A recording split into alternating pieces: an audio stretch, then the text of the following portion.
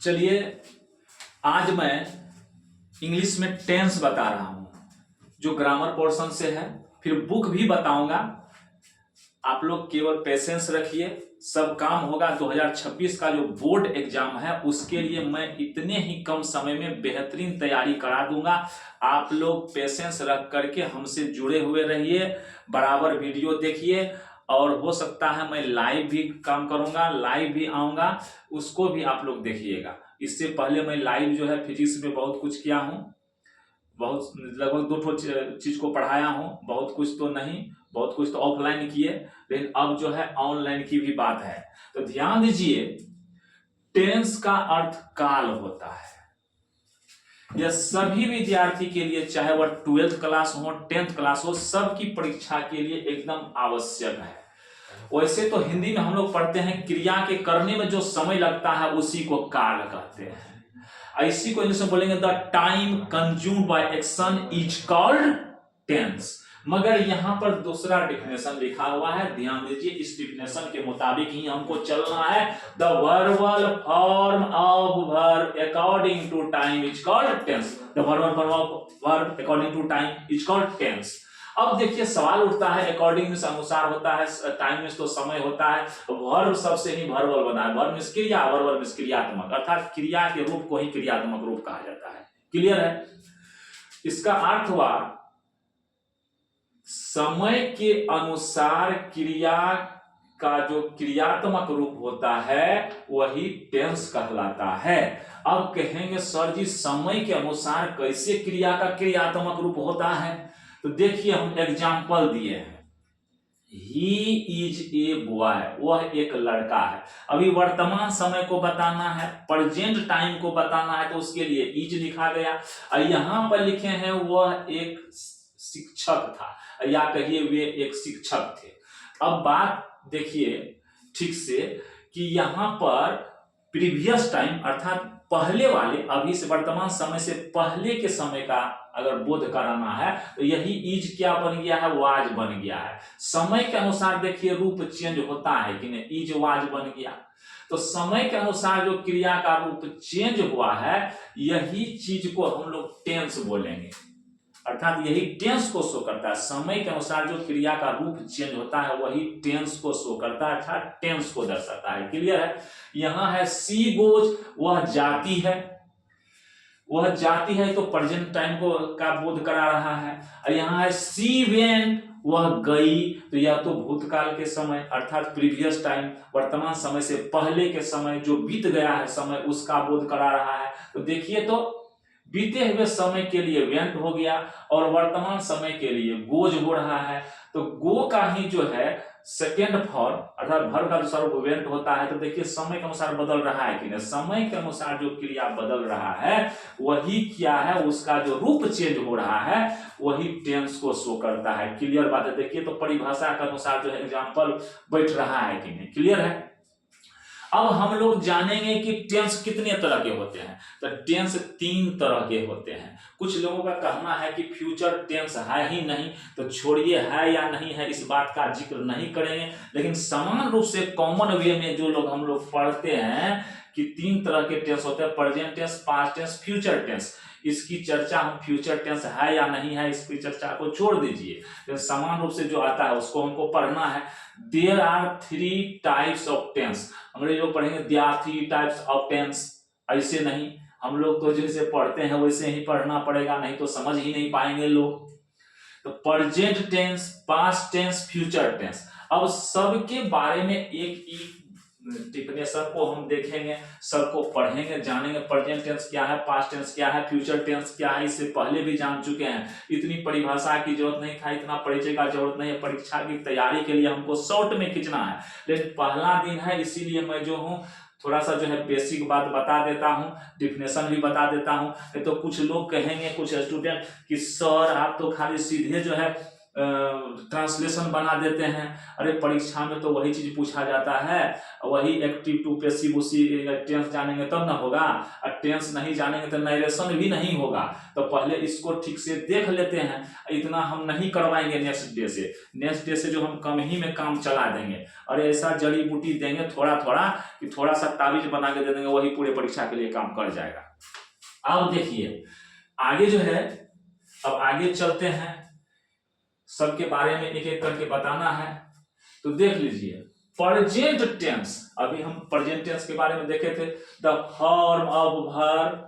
देखिए सब जगह डिफिनेशन एक के रंग है। अगर आप पढ़ना भी चाहते हैं, याद भी करना चाहते हैं, ज्ञानी बाबा बनना चाहते हैं, तो डिफिनेशन भी भारी नहीं है, आरामे है।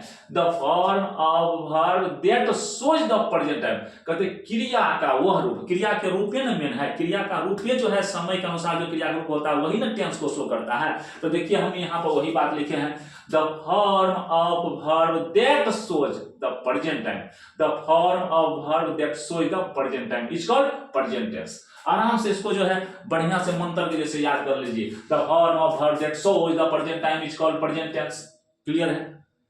अब देखिए अर्थात क्रिया का वह रूप जो वर्तमान समय को दर्शाता है, सोच में होता है दर्शाना, इज कॉल्ड प्रेजेंट टेंस, उसी को प्रेजेंट टेंस कहते हैं।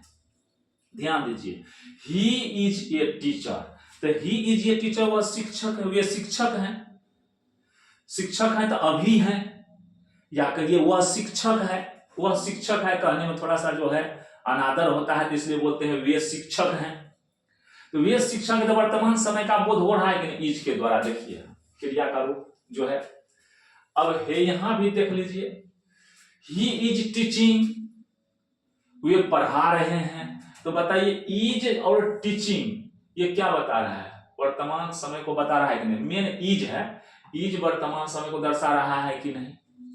फिर यहां देखिए ही हैज टाउट, वे पढ़ा चुके हैं, ये भी तो वर्तमान समय को दर्शाता है। हैज भी तो वही फॉर्म अर्थात वर्तमान समय को ही दर्शा रहा है। यहाँ he has been teaching since morning, वे सुबह से पढ़ाते रहे हैं। यह भी जो है यहाँ जो हैज बीन जो लिखा गया है, यह भी तो दर्शा रहा है। मेन हैज देखिए ये तो वर्तमान समय को ही दर्शा रहा है। वर्तमान समय में ही इसके कई भेद हैं, 4 भेद हैं, कई नहीं 4 समझिए। प्रेजेंट टेंस कई बोल दिए, प्रेजेंट 4 तो भेद है, 4 टाइप्स है, 4 टाइप्स है। अब देखिए यहाँ ही इज टीचिंग लिखा हूं मैंने, ये प्रेजेंट इम्परफेक्ट हो गया। ही हैज टाउट, ये प्रेजेंट परफेक्ट हो गया। He has been teaching since morning, ये प्रेजेंट परफेक्ट कंटीन्यूअस है। घबराना नहीं है, इसको अलग अलग डिफिनेशन के साथ पढ़ाएंगे, एक एक करके परिचय देंगे, इसी में सब बात नहीं हो गई है। अब चलते हैं पास्ट टेंस में। पास्ट टेंस का भी देखिए डिफिनेशन सेम है, एक को रटिए, एक के साधे सब सधे। एक डिफिनेशन याद कीजिए, दूसरा डिफिनेशन भी आपको याद हो जाएगा। अब देखिए the form of verb that shows the previous time, कहते हैं कि द फॉर्म ऑफ वर्ब, क्रिया का वह रूप, क्रिया का रूप ये ना समय के अनुसार जो होता है वही ना टेंस को शो करता है। इसलिए सब जगह हम वही बात लिखे हैं, एक एक गीत को गा रहे हैं, ठीक है, चालाकी करना है, समझ गए ना। हाँ, मुन्ना के शादी में मुन्ना का नाम ले लेंगे, चुन्ना की शादी में चुन्ना का नाम ले लेंगे, कौन दिक्कत है, वही गीत से काम चला लेंगे, खाली नाम चेंज करना है थोड़ा थोड़ा। The form of verb that shows the previous time, कहते हैं क्रिया का वह रूप जो है प्रीवियस, प्री मींस होता है पहले, प्रीवियस कहते हैं प्री नर्सरी, अर्थात नर्सरी से भी पहले, नर्सरी से भी पहले। उसी तरह से प्री शब्द बताता है पहले को। The form of verb that shows the previous time, कहते हैं क्रिया का वह रूप जो प्रीवियस टाइम को अर्थात बीते हुए समय को, प्रीवियस टाइम मींस बीते हुए समय को दर्शाता है, इज कॉल्ड पास्ट टेंस, उसी को हम लोग बोलते हैं पास्ट टेंस। अब एग्जांपल देखिए, ही इज ए टीचर, अच्छा ये तो क्या इज है, तो कौन टेंस को बता दिया है, प्रेजेंट टेंस को। अब देखिए यहाँ पर क्या लिखे, ही वाज ए टीचर, इसी इज को वाज कर दिए, देखिए कौन चीज बता दिया, जब पास्ट टेंस को बता दिया। अब देखिए यहाँ लिखे थे ही इज टीचिंग, यहाँ मैंने लिखा है ही वाज टीचिंग, तो बताइए इज को क्या किए, वाज कर दिए, तो क्या बन गया, पास्ट टेंस बन गया। पास्टो में पास्ट इम्परफेक्ट है। यहाँ पर देखिए हैज था, ही हैज टाउट, यहाँ पर मैंने लिखा है ही हैड टाउट, ये हेड जो है रूप चेंज हो गया है हेल्पिंग वर्ब का, तो ये हैज जो हेड बन गया, क्या हो गया, पास्ट टेंस हो गया। तो देखिए समय के अनुसार जो है क्रिया का रूप चेंज हो रहा है कि नहीं हो रहा है।